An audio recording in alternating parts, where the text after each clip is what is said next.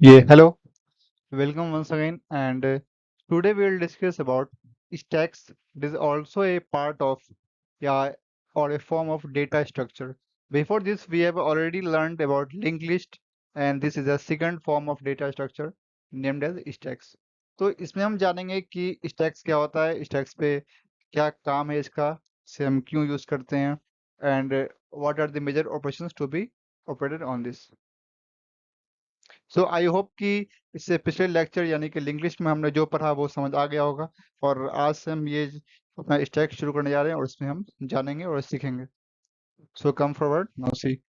तो first of all, what is a data structure in A mean stacks क्या होता है स्ट्रक्चर। तो stack is also a linear data structure. ये भी एक आपको स्ट्रेट चेन का डेटा स्ट्रक्चर है जिसमें हम जो कि आपको एक प्रिंसिपल पे काम करता है, जिस प्रिंसिपल का नाम है हमें लीफो यानी कि last in first out. It means कि whatever comes in last will be go out first। मतलब कि जो सबसे लास्ट में आएगा वो सबसे पहले निकलेगा, या फिर अगर इसका अल्टरनेटिव फॉर्म हो तो फर्स्ट इन लास्ट आउट, यानी कि जो सबसे पहले आएगा वो सबसे लास्ट में आएगा। इसका एक बेसिक एग्जांपल अगर आप देखा जाए तो प्लेट्स।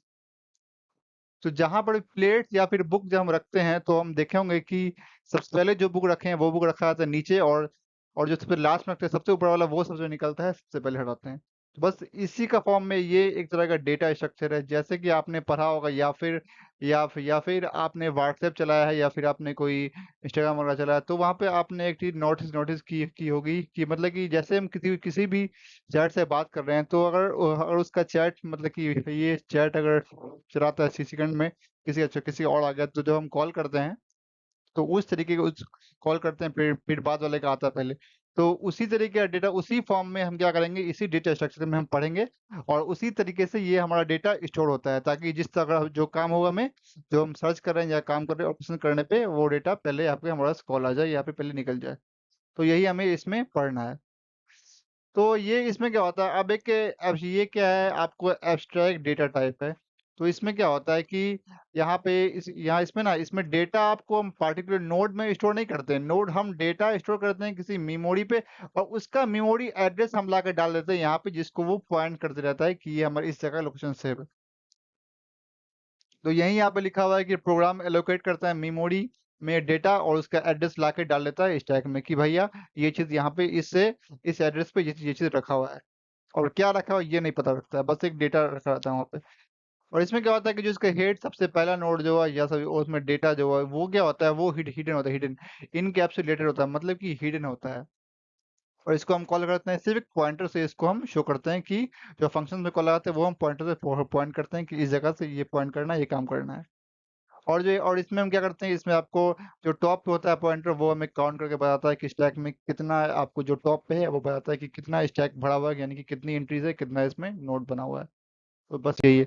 अब इसकी यहाँ पे एक फिगर दिया हुआ है, आपको इसमें आसानी से समझ आएगा कि ये एक फिगर बना हुआ है, ठीक है। तो इसमें हमें करना क्या है कि ये हमारा स्टैक हो गया, जैसे कि मैंने बताया था बर्तन के बारे में, प्लेट्स के बारे में। जैसे वर्ड प्लेट्स या फिर यूटेंसिल्स या फिर बेसिकली बर्तन, या फिर आप पाइल ऑफ बुक समझ लो। तो सबसे पहले कि हमने कोई बुक लाके यहाँ पे डाल दी, ठीक है।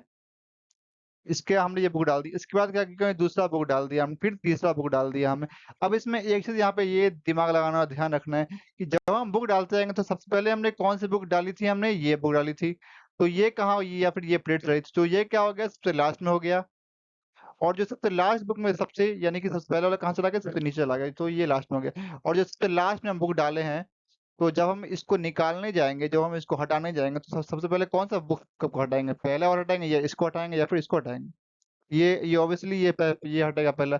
तो इसीलिए इस पे एक प्रिंसिपल दी गई है यहाँ पे, जो सबसे लास्ट में आएगा वो सबसे पहले निकलेगा, यानी कि लीफ हो, लास्ट इन फर्स्ट आउट।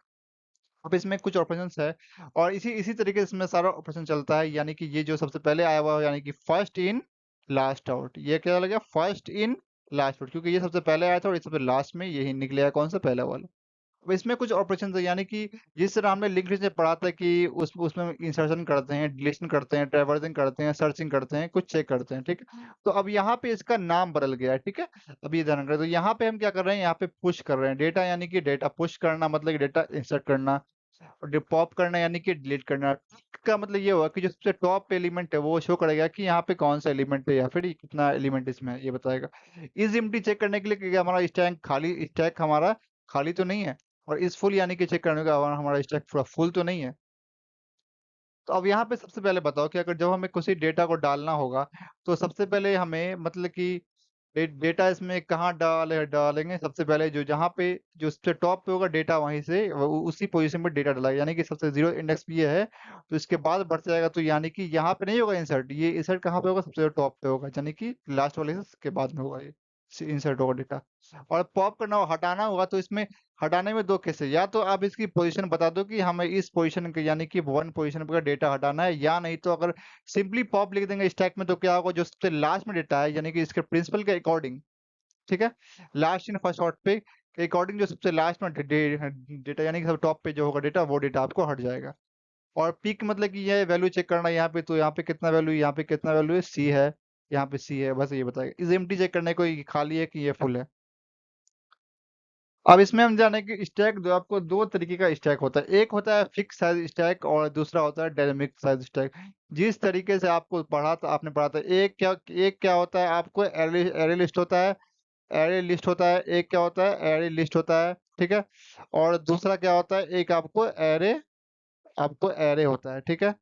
तो एरे में क्या होता है कि एरे में आपको साइज फिक्स रहती है, उसमें डाल दिया साइज हमने तो फिक्स रहता है, डाली कितना ही।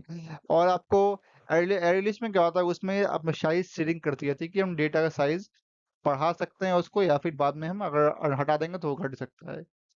ऐसे ही कुछ लिंक लिस्ट भी है, उसमें कुछ इस तरह से कर सकते हैं हम। बट स्टैक में आपको दो तरीके का होता है, एक आपको फिक्स्ड स्टैक, दूसरा डायनामिक। तो फिक्स में क्या होगा, जो साइज हमने दे दिया एक बार वही रहेगा, ये ना तो बढ़ेगा ना ये श्रिंक ना ये छोटा होगा। अगर आपको ये फुल है और उसके बाद हमने अगर दोबारा इसमें स्टैक के यानी एलिमेंट ऐड किया, तो इसमें क्या शो करेगा, वहां पे आपको एरर शो कर देगा, ओवरफ्लो, यानी कि डेटा जिस तरह की टंकी में पानी भर जाती है, तो हम क्या शो करता है, ओवरफ्लो। हम जैसे पाइप में आता है ना, कि यानी क्या बोलते हैं हम, पानी ओवरफ्लो हो रहा है, यानी कि एक्स्ट्रा से ज्यादा हो गया है। तो यहाँ पे डायनेमिक आप सेकंड में अगर ये स्टैक खाली होगा और इसमें हटाएंगे, तो इसमें क्या हो जाएगा, अंडर फ्लो अटैक। या फिर सेम केस में अगर देखा, अगर स्टैक खाली है और अगर कुछ एलिमेंट उसमें हटा रहे हैं, तो वहां पे क्या मतलब शो कर देगा अंडर फ्लो, मतलब कुछ है ही नहीं, तो इसमें क्यों, तो इसमें निकलेगा क्या, इसमें से एरर एरर शो कर देगा।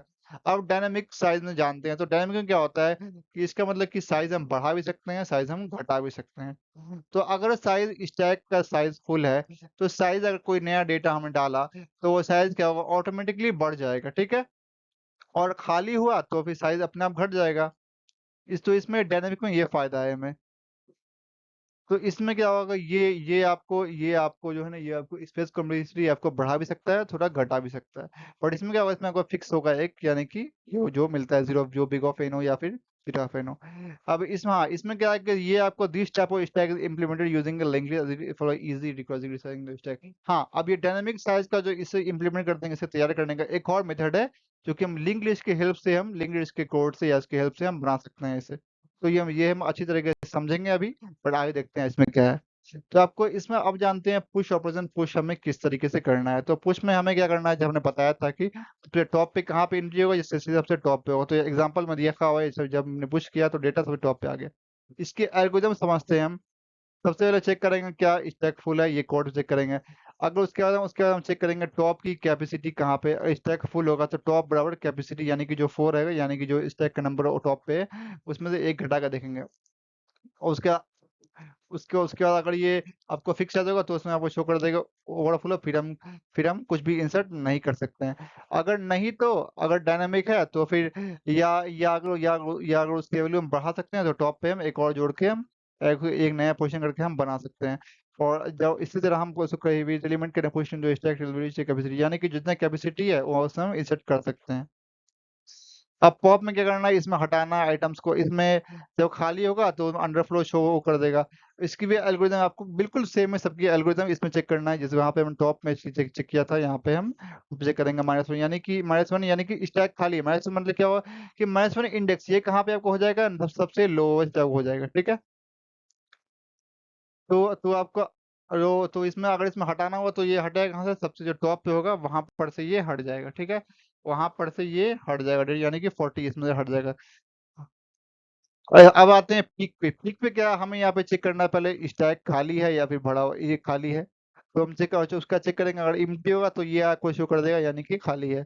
उसके बाद स्टैक इम्प्टी मतलब कि -1 इंडेक्स पर आएगा, तो -1 इंडेक्स कहाँ, तो ये पहला इंडेक्स कहाँ 0 होता है, -1 नेगेटिव इंडेक्स, यानी कि कुछ है ही नहीं इसमें, खाली है। और अगर टॉप पे अगर नहीं खाली है तो आपको ये कर देगा, रिटर्न इंडेक्स कर देगा टॉप का, यानी कि किस पोजीशन पे क्या है हमारा स्टैक, हमारा डेटा स्टोर है, यहाँ पे एक स्टैक है। बस यही हमें पढ़ना था। और यहाँ पे हमें स्टैक टाइम कॉम्प्लेक्सिटी देखेंगे स्टैक में, ये एक आपको टॉप पे ये टॉप वैल्यू है आपको, और ये आपको लोएस्ट वैल्यू है। यहाँ पे क्या क्या करना है, यहाँ पे इसका पोजीशन टॉप पे 0 इंडेक्स है, 0 सॉरी यहाँ पे क्या है बता रहा है, वैल्यू बता रहा है 0। इसकी लेंथ कितनी है, 3 है। अब बोलोगे लेंथ की वैल्यू है, यानी कि इसका इंडेक्स लिखना है, यानी कि 0 1 2, ठीक है, ये 3 1 3 इंडेक्स। अब इसमें आपको टाइम कॉम्प्लेक्सिटी जो है एक्सेस करने को, यानी यानी कि मतलब सर्च करने के लिए, या मतलब एक्सेस करने को, मतलब कि इसका मतलब क्या हो, इसके पिक करने को क्या जी बिग ऑफ एन लगेगा, यानी कि अगर पहला मिल जाए तो बिग ऑफ एन लगेगा, आपको नंबरिंग में चेक करना। सर्च में आपको वही सेम लगेगा, बिग ऑफ एन। इंसर्शन में आपको हो सकता है कि अब कुछ बढ़ जाए या कुछ ज़्यादा टाइम लगे तो बिग ऑफ 1 लगेगा, और डिलीशन में बिग ऑफ 1 लगेगा। तो आई होप कि आज का लेक्चर हमको समझ आ गया। इससे नेक्स्ट लेक्चर में हम सीखेंगे इसे किस तरह कोड की हेल्प से इम्प्लीमेंट करते हैं, और अपने अपने डे लाइफ में किस तरह इसे इम्प्लीमेंट करना है, तो हम ये सब सीखेंगे। तो आज के लिए इतना, thank you so much, keep learning keep coding.